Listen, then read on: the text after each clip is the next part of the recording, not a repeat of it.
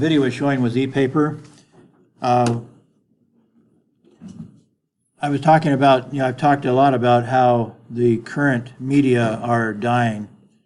And part of it is that they haven't made the necessary adaptations to bring people over to the internet, or to make, or the companies such as Microsoft have not pursued an adequate strategy for introducing new technology. Because e-paper that's a reality. But e-paper is dependent, basically you can coat, you can put what they call surface computing on just about anything now. You can put surface computing on your desk, directly in your desk, on the wall, on a mirror, on a glass. You can put it on paper.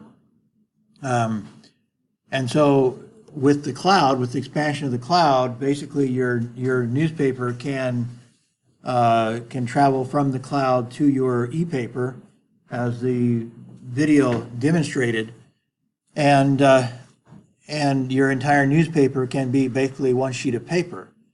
Now it's a little bit thicker piece of paper is what they're demonstrating, and I would presume that would be what they'd have to do now, is something a little bit thicker to hold the what they need for e-paper.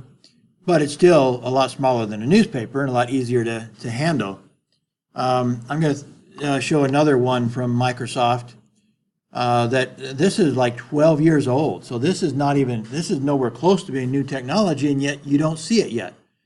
And so I want to show, I think maybe I can go ahead and show it, and they won't object to my putting it on my video. And so I'm going to go ahead and show it with my video recording.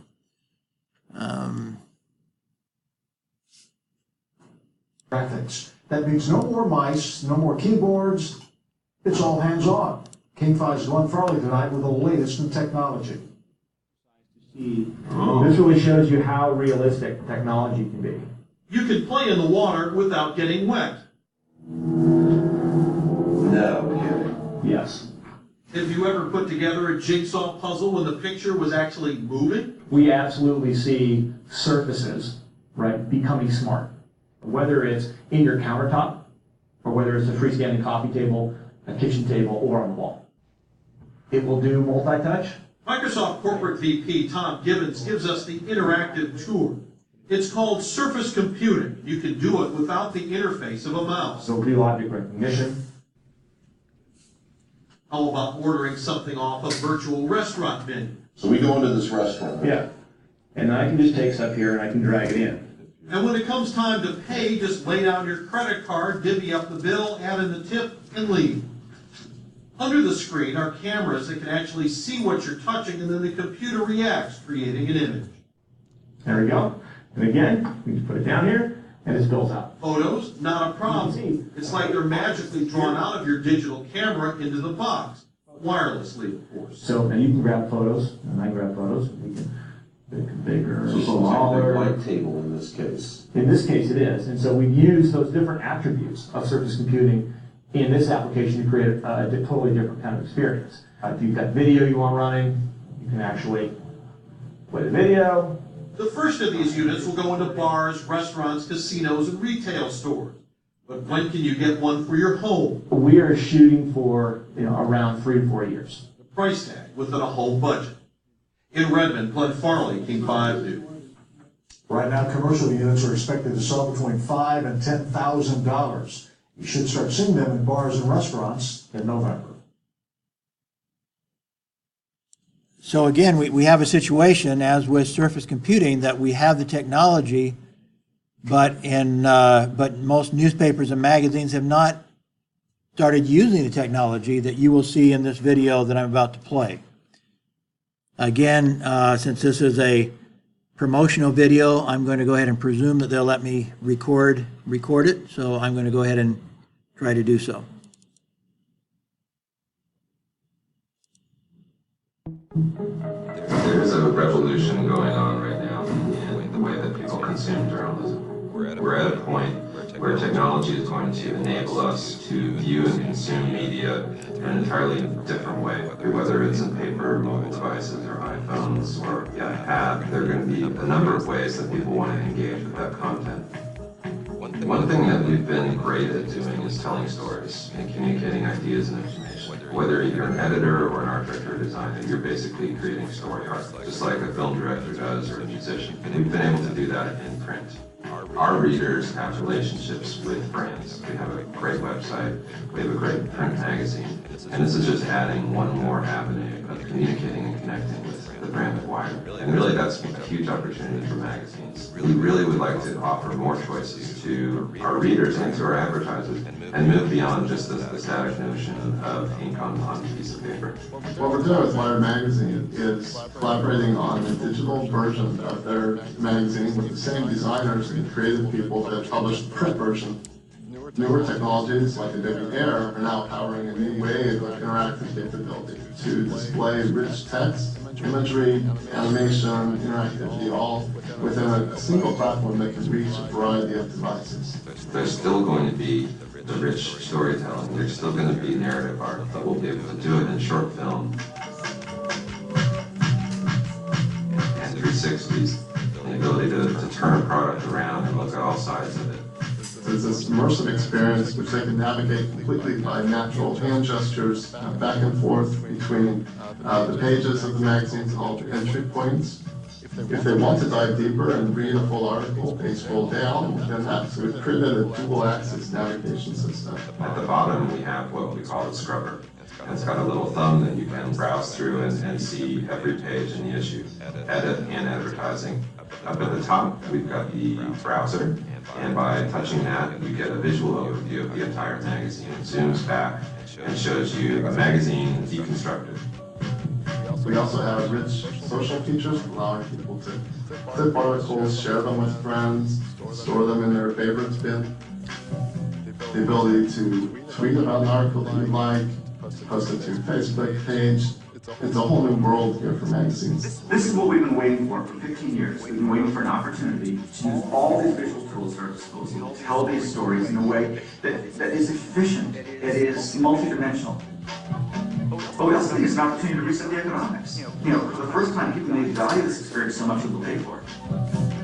Advertising is as important as the editorial in all of our magazines, and especially in Wired. People come to Wired for the authority of the edit and the richness of the experience to learn about new products and services that our advertisers provide. It's a really exciting time for publishing because the relationship the user has with the brand is now not just limited to the relationship with the traditional print version of that content, but also there's new ways now to establish this relationship with customers. We want to build a way for our readers to engage with that content on any screen or device that they want to.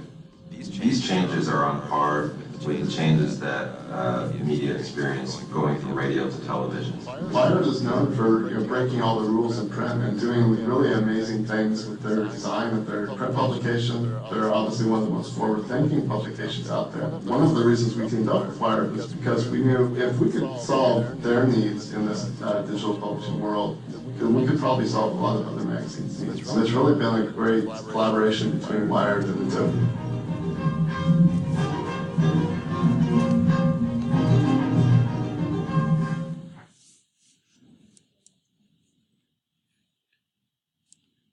So again, I would suggest that one of the big problems with the current industry is that they've gotten themselves so far in the hole monetarily, economically, that they haven't been able to adapt to the new technology fast enough. If they want their consumers to go online with them, they need to offer better experience online, better than what they get in print. Video, the 360 advertising, the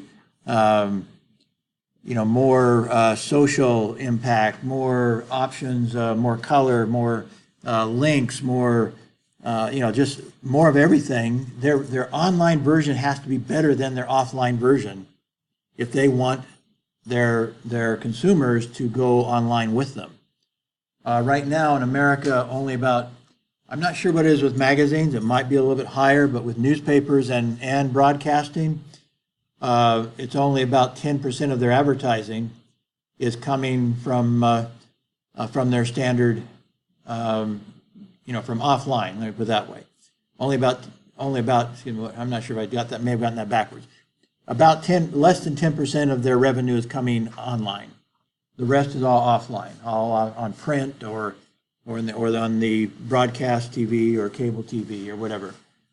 And that's the formula for suicide in this industry, because if they aren't able to ramp up their percentage of income off of their online products, they will be destroyed by new online competitors. That's the reality of it. And yet they're not using the technology available, such as that which we just saw in this video, in order to attract more of the readers over to the online experience, which is actually a superior experience. And the more mobile we get, the more mobile and the more Wi-Fi and the more cloud and all that sort of stuff, the easier it is, and the more likely people will use their mobile devices to access the online content. And so it's actually more accessible than the print magazine. You're carrying your mobile device with you at all times. And so if you have publications that will offer you the same content or better content online, why wouldn't you use online? But we're not seeing that happening. The consumers are not moving online. Their attention's not moving online. Therefore, the advertising is not moving online. And so again, that's the formula for suicide in the publishing business. And right now, that seems to be the intent of the American media. And my prediction in a book chapter published 2 years ago was that local TV stations were not far behind the newspapers. They were maybe 10 years behind, but that's not far in the history of media.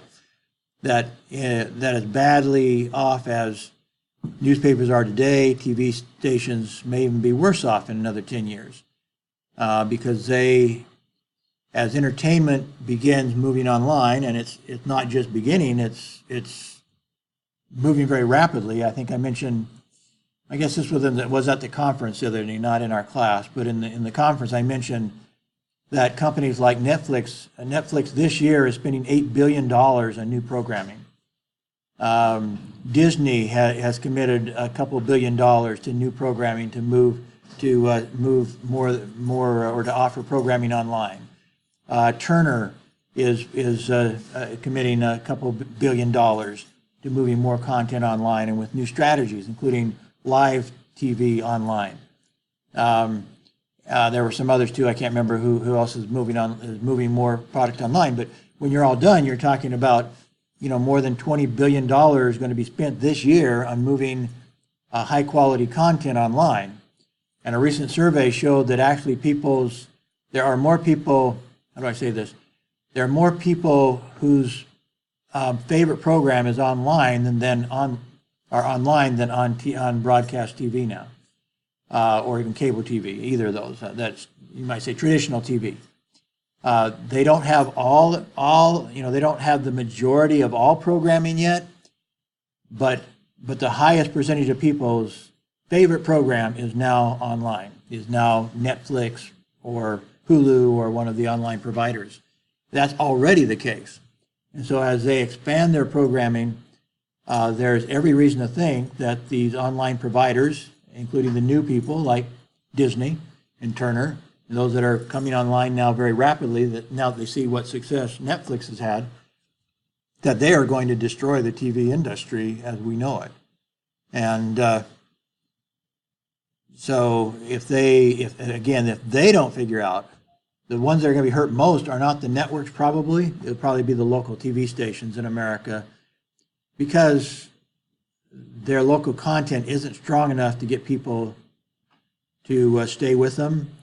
And probably cable will take a big downturn, and local TV stations get a lot of their income from what they call retransmission fees. That is, fees that they're paid by cable companies to for their local programming. And so because of that, as the cable diminishes, then the local TV stations also lose a big chunk of their income. Right now, like I said, one of their primary sources of income is not advertising; it's retransmission fees from cable, and so that is going to disappear very quickly. Okay. Good evening, everyone. My name is Victoria, and today I'll be presenting on the topic Chapter 12, Editing Magazines and Newsletters. So first, we're going to look at magazine, the definition and some facts. So magazine, the word magazine comes from the French, who adapted it from the Arabs. Was originally termed as magazine. So the meaning of it is a storehouse of ammunition.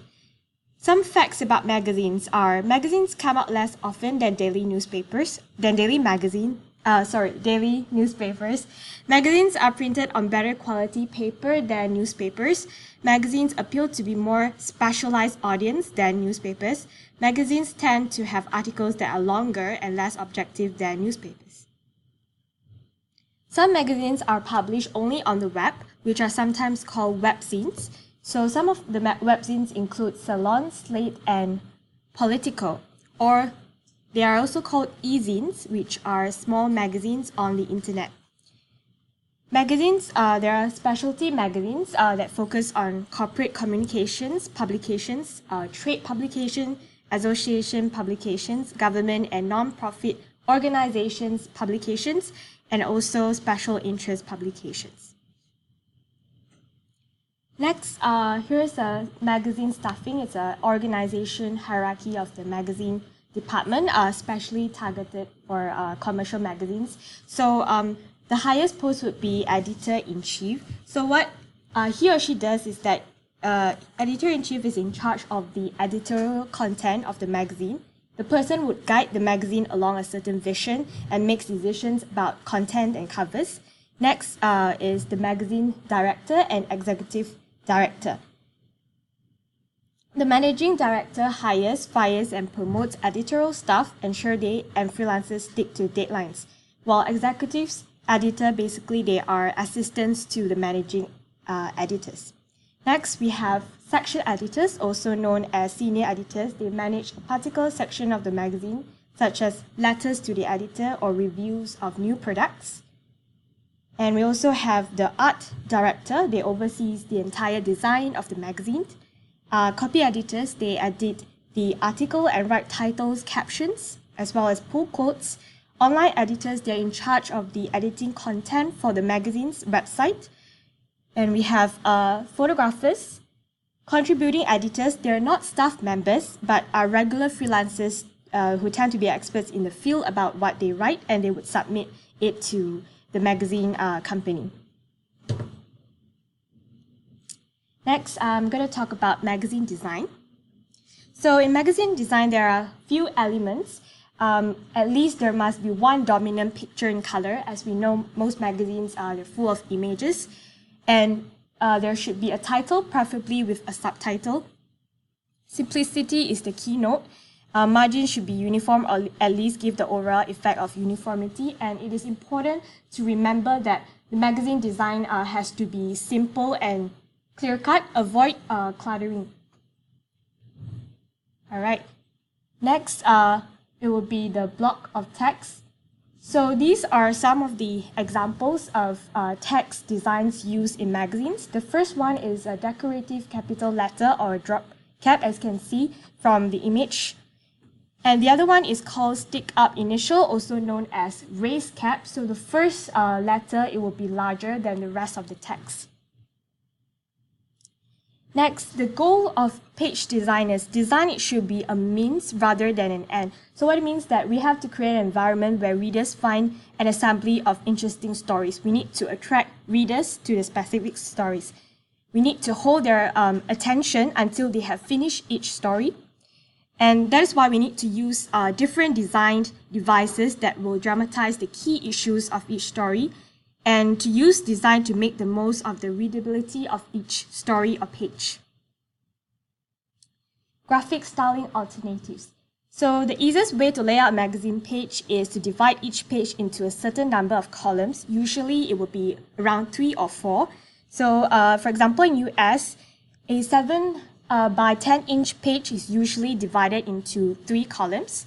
The first page of any article usually has better design techniques on it to make it more interesting than ordinary pages. Next, body and headline typeface styles. Serif, this is a font type, is with curlicles on the letters, are used in magazines instead of sans serifs, which is the one on the right without curlicles on the letters. So this is the type of wordings usually used in magazine design. The fonts used or headlines created tend to have more connotations related to the action or concepts of a particular story. This is another type of font. So this font, when you look at it, you can see that they display a certain type of emotions. Next, we can also use initial caps as ornamentation. So the first letter is usually very large. So through the use of a large initial letter for the first word, usually 2 to 4 times the size of the rest of the text type, most logically it is used to mark different pages like chapters, as you can see on the image on the right. So it differentiates each paragraph with the large capital letters. Next will be the line space or leading. Research shows that much space is needed between the lines as type size and line widths are increased. So there should be space in the magazine design. We can also use blurbs or type inserts. There are 2 different types, internal blurbs and external blurbs. Internal blurbs are placed inside the columns of type of the story, and usually they will provide a pull-out quote, while external blurbs help summarize the story and come above the story. Next will be rules. Rules are lines that can be used in varying widths and styles. Horizontal rules can be used to set portions of a story apart. Vertical rules can be used between columns of type. Boxes can be used to set off sidebars. So this is an example. You can see that the editor, they used lines to separate the design, the wordings on the design layout. Next, it will be the sidebars or boxes. It is related to stories or parts of stories set inside rule frames to set them off the page. So the key to attractive boxes is to make sure the inset space between the text and the frame is enough. So you don't want the text to stick too near to the lines. Next will be the background screens or theme boxes. Theme block of some color is used as a background for type. In this case, you can see that the background color is yellow and the theme box is in white. So it makes the entire text stand out. So some common colors as mentioned in the book are light red, tan, light blue, but it can be any color preference. The shades is around 10 to 20%. You need to be aware of the contrast between the words and the background. So the words must be seen clearly. So when you pick a color, you have to make sure that the words are still shown clearly. Next, it will be the picture styles and uses. So key graphic techniques use of pictures chosen, crop size and place for the dramatic impact. So normally they won't just pick a photo and put in there. They will usually crop it or design it before they insert the image. So the image will make the story looks more interesting. It also helps to tell the story because usually pictures are what catch our attention for the first time. And pictures usually are more dramatic, so it's usually focused on the main part. And in magazine, they usually make one picture or illustration dominant. So they wouldn't put too many pictures in one page. A cutout or online photo, it provides change from the typical rectangular look of photos, and usually they will include caption. So this is a type of layout. It's called a wrap around type. So they would put the image in the middle, and you can see that the wordings, the text are wrapped around the image itself. Next, it will be the color. So the color it is called the CMYK color model. It's a type of processed color used in color printing. So this is an example of the image.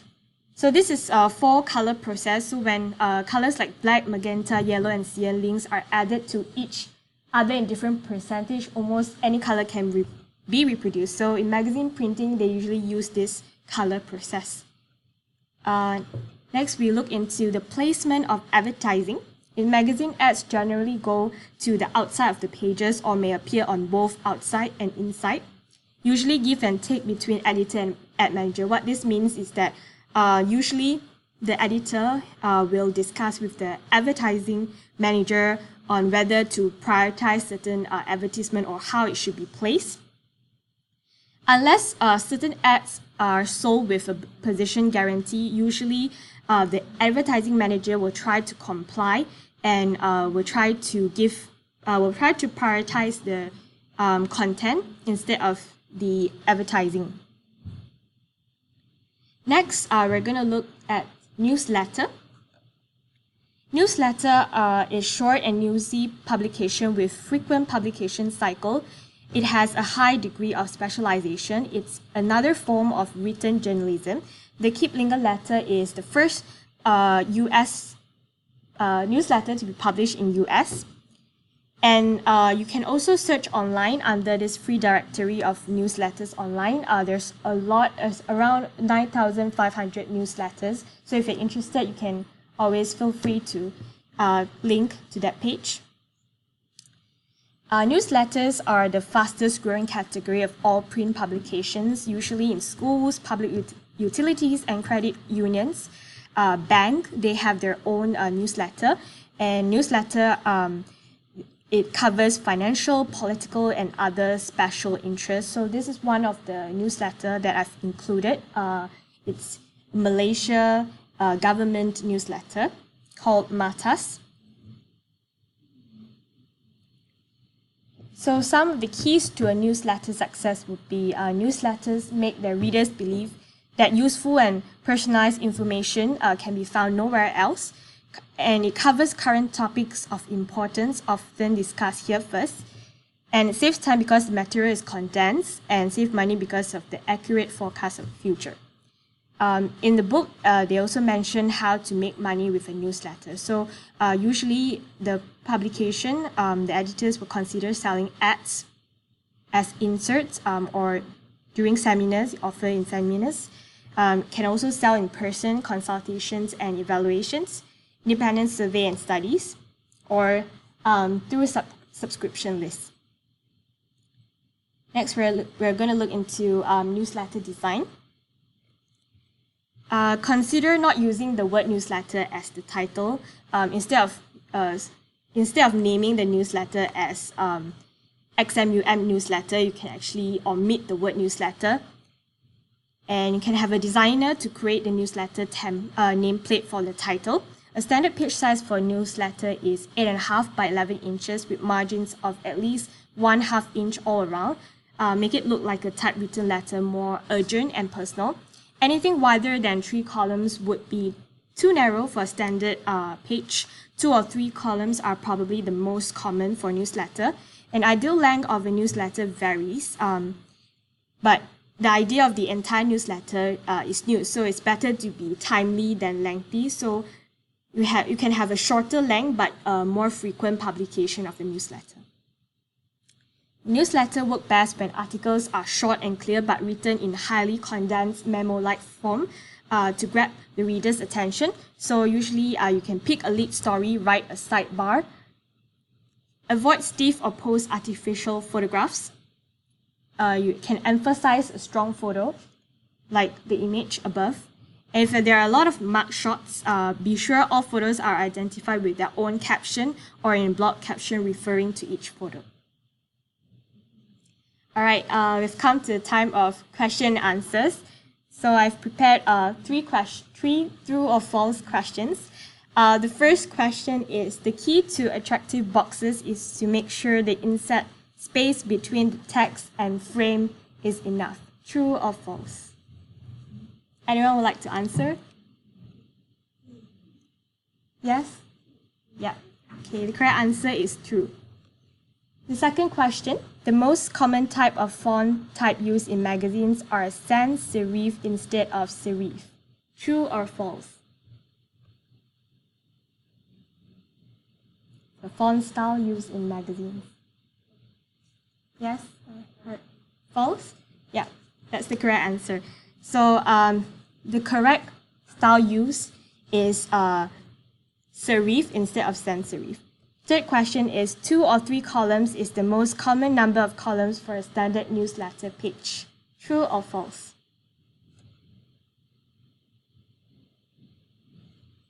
Yes? All right, that's correct. The answer is true. That's all for my presentation. Thank you.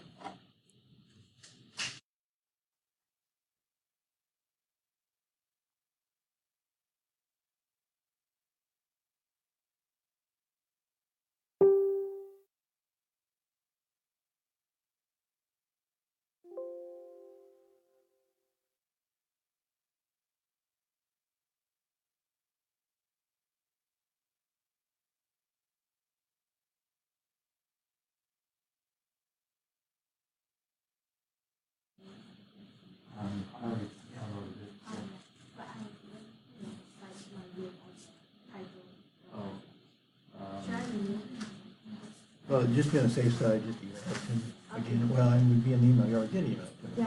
I have it in the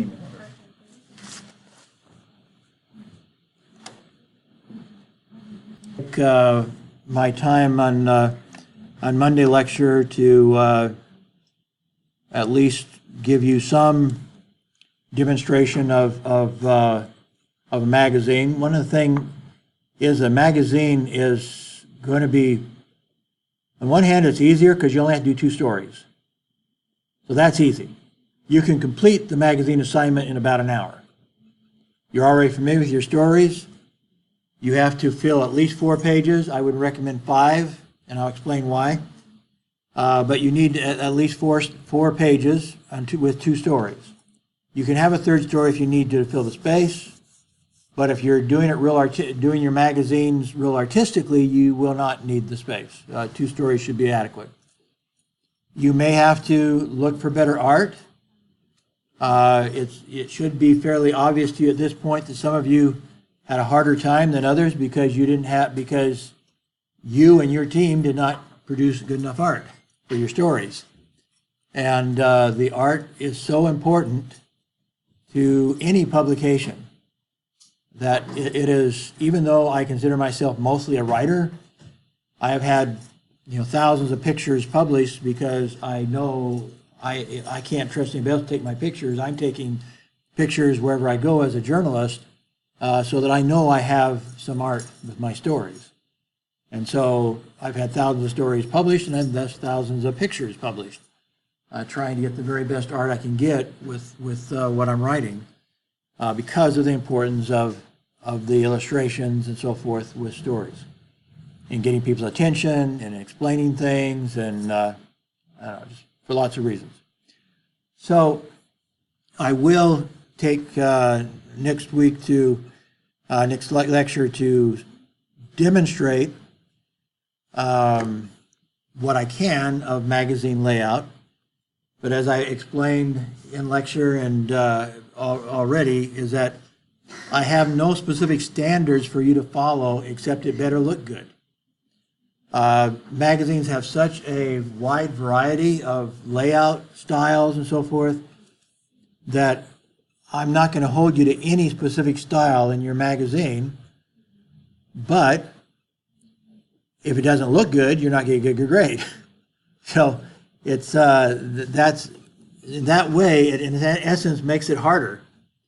It makes it, you're more responsible now than ever for making sure you have good content, even if you at this late date have to go find some new art, because if you don't have good art with a magazine, you're not going to have it's not going to look very magazine-ish without good art. Now, because you only need 2 stories, you can take your 2 best stories, your 2 stories with the best art, and that's a good start, but it may not be enough to really have a high-quality magazine production for this last assignment. So again, I encourage you, as soon as you get done with your tabloid, if you haven't finished already, to begin focusing very quickly on your magazine assignment. It will be standard A4 size. There's all sorts of different sizes of magazines. Some magazines are tabloid. Some are half of a A4 size. And then there's all sorts of sizes in between. So there's, in order to have some consistency, I'm asking you to do A4 size. But other than that, I'm not presenting to you any specific style. I will demonstrate what I'm going to do. I'll demonstrate something. I probably won't have time to finish what I'd like to do because, again, since magazine is more artistic, there are more challenges to making it look the way I want it to look. I will try to do a cutout for you if I have time. I'll have to confess, I've never done a cutout with Quark. I've done cutouts with PageMaker, which is the predecessor of InDesign. I may have done it with InDesign, but I know I did it with PageMaker quite a bit. I may have done it with Ventura Desktop Publishing, which is was one of the more original desktop publishing systems. But even though I used Quark for a couple of years at the daily newspaper I was at, I wasn't called on to do anything like magazine style, so I didn't do any cutouts, let me put it that way. That would have been confined probably to our feature page because a newspaper isn't too big a hurry to spend much time with cutouts and stuff. But possibly somebody did cutouts for our feature section, but I rarely did the feature section. So I don't recall doing any cutouts with Quark, but that was in something like 1990 to 1992, so it's been a few days. But I will, some of the first videos I had you watch for Quark, one of them did show how to do a cutout. So I will watch the video and if I have time on Monday, try to demonstrate a cutout for you. That is not required, the same as a pull-out quote is not required. You are required to make it look pretty. And so how you do that is up to you. I did have an interesting conversation with one of our students earlier today. She and her tabloid had used some color background with her type. I think only one person, I may be wrong with this, but I think only one of the people who presented part 2 of the anatomy of modern newspapers mentioned that part of the style of that German newspaper was that whenever they were in a colored or a tinted box, they made their text bold-face, so they're more readable. And as I discussed, because again, one of the students in the first tutorial decided to use quite a bit of color, even in the tutorial, or I mean even in the tabloid, and it's more likely on your magazine. I told her that I thought she should probably follow the style of that German magazine, and we'd keep the same size, 10 point Times New Roman. Although in the magazine you could vary from that if you wanted to. I'm not going to limit that. But anyway, if you're doing it in a tinted box, in a colored box or whatever, I think we should go along with what the German newspaper decided to do, and that is whenever it's when it's fighting for attention, so to speak, with a color background or a tinted background, I think you should boldface the entire story so that it's more readable. I'm not going to hold you if you've already handed in or something. I'm not going to hold you to that, but ironically, I guess, before whoever made the presentation on the German newspaper and taught that they decided to make all their text boldface inside of a tinted box, just right before that, I was completing my second page of my tabloid for you all, my tabloid model, demonstration, whatever you want to call it. And I used a tinted box on page 2. And I was wrestling, do I need to boldface this whole thing or not? And so here I was, like the day before, the German magazine presenter said that they had decided everything had to be boldfaced. I was wrestling with that same question on and while finishing my tabloid. I have never, at none of the newspapers that I controlled or the newspapers that I worked for somebody else, did they have a policy in that. I don't know that most newspapers have a specific policy, and what do you do when you have a tinted background.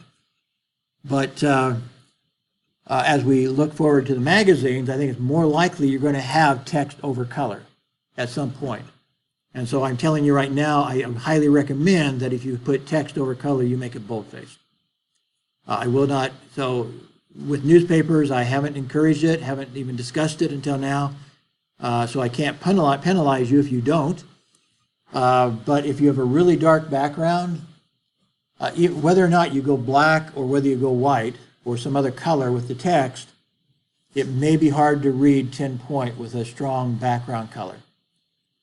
So again, I will accept the German newspaper's conclusion that it is best to make a policy that if you have a tinted background, a colored background, you should go ahead and boldface your text.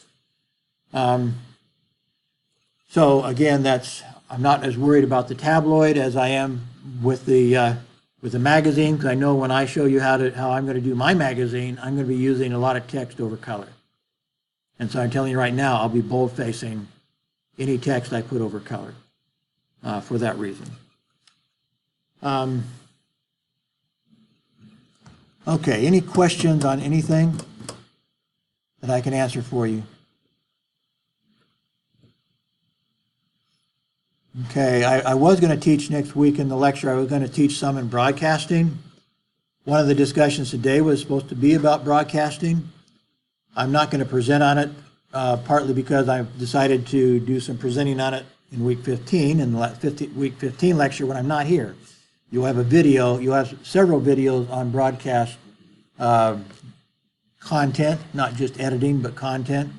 But it relates, I mean, the editing, broadcast editors have to understand, obviously, content production. So there's some things, it probably won't be a real, I did an interview of an award-winning broadcast journalist a number of years ago, and while his technology was much more cumbersome than technology today, I think his insights that he shared are such that I think it's worth listening to his interview. And so that's a fairly long interview I'll have you listen to as part of my lecture. In other words, I'm not going to have much lecture. I'll be introducing different videos for you to watch for that week 15 lecture. I also have a good video from a nonprofit organization in America that gives money sometimes to young people to go travel the world and do documentary sort of video. Not just video, but other multimedia. So I'm going to have you watch that. Actually, I have 2 videos from them. I have some videos by a top audio presenter, and while he's talking audio, still a lot of what he's talking about, how to use multimedia, I think is valuable. And so I may have you watch that. So basically, week 15 we'll be watching videos. Some of that will be my lecture, but some will be from other videos that I've downloaded over the years or completed with interviews and so forth. So you will have your lecture on week 15 I will not be here, will not be back from Arizona, but the subject of that lecture will be broadcast. So I'll hold that off to week 15 and present and have you, as part of the lecture, learn maybe some things about broadcasting that you may or may not, since you take a lot of video courses here, more than any other universities I've been at for a general journalism degree. I think probably Chen Song and Luis have taught you far more than I can teach you, but maybe there's some background from, like I say, from these other experts that I can let them share with you. I guess the one thing that I would, because I did present it earlier, and in case I forget to present it on Monday, on the 15th week, is what there are differences in your writing style, whether you're writing for print or writing for video. One of the main ones that that will stand out, because I make a really big deal out of direct quotes in print. I like direct quotes, and I make a big deal out of attribution. And because of that, I think I need to emphasize one aspect of broadcast writing for broadcast, is that it disagrees with how I have you write for text, for print. Specifically in how you handle attribution. As you should know by now, that in print, I'm asking you to use type 2, what we call type 2 or type 3 attribution. What is type 2? It may show up one of your exams. What's type 2 attribution? Where does your attribution show up? Anybody? If I tell you, or if I ask you what is type 2 attribution, I guarantee that you need to know this. It's in your writing critique sheet. So type 2, your attribution's at the end. Type 3, the attribution's in the middle of a paragraph. So, and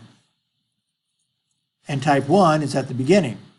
Type 1 is typically an indirect quote, and you have it type 1 so people don't get confused by who's saying this, that they don't think it's you saying something because there's no quote marks around it. So type 1 is reserved largely for indirect quotes in print. Direct quotes in print, I strongly recommend type 2 or type 3. So the attribution comes in the middle of the quote, or the middle, and that's in the middle whether or not it's 1, 2, or 3 sentences long. It's basically in the middle of this paragraph. It can be in the middle of a sentence, or it can be between 2 sentences, but type 3 is in the middle of your quote. Type 2 is at the end of the quote. Okay, broadcast is almost always type 1. You hardly ever hear a type 2 or type 3 broadcast or attribution in broadcast. Why would that be? The reason why that would be is that you don't have quote marks in broadcast. And so type 2 and type 3 depend on them being able to see that you have quote marks. So they know this is a quote coming up here. This is a quote, a direct quote. Whereas in broadcast, they don't say quote, in quote, stuff like that when they use a quote. In fact, usually they don't use quotes. They use indirect quotes. They don't use direct quotes because they're direct quotes that come in video. And so their direct quotes are in video. The rest is indirect quote because they're not going to tell you when it's a quote, so why bother to use a direct quote? Unless it is really, really pivotal and they tell you this is a direct quote. President Trump really did say something this stupid this time. Okay, whatever. They might actually say that, but that would be rare. And so typically all their quotes that the talking heads, the announcers, the stars, whatever you want to call them, the talent, that because you don't have direct quotes when you're broadcasting, there's no way of knowing that it's a direct quote. In essence, everything is type 1. Everything's an indirect quote. Therefore, you want the listener to know immediately this is not you talking. This is somebody else. This information that you're about to say comes from this source. So you start off with the source, and then you tell them what that person said. So broadcast is almost exactly the opposite of print in that one way. Everything is type 1. All quotes are type 1 in broadcast, essentially. Whereas direct quotes in print, I strongly encourage type 2 and type 3. So you should know that. But I think for today, that's all I'm going to bother to mention. And then I will, again, in week 15, I'll have a short lecture of my own, and I'll have you watch some videos that are helpful to me anyway when I think of video, whether it's broadcast or documentary or whatever.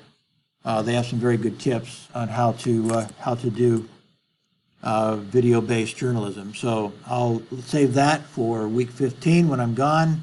That will all be in Moodle.